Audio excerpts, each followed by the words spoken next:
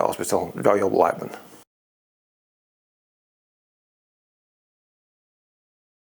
I'm a laundry assistant, and I got the job by the job centre. I heard about it at the job centre in one of the group meetings that they had, and they just said they were looking for people for the NHS.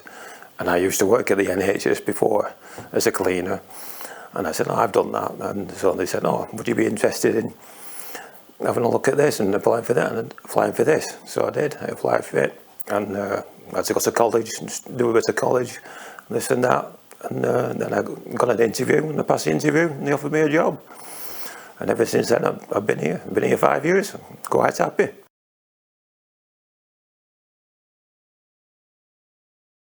I think you can move up. You can become a charge hand or whatever, and some of the staff do. It's quite a good job or whatever. But I've never, it's never bothered me. I'm quite happy doing the job that I do.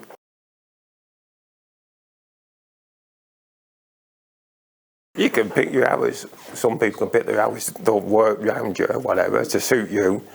Well, I'm quite happy. Like I said, when I started, I volunteered for anything hours and put everything in to get a job.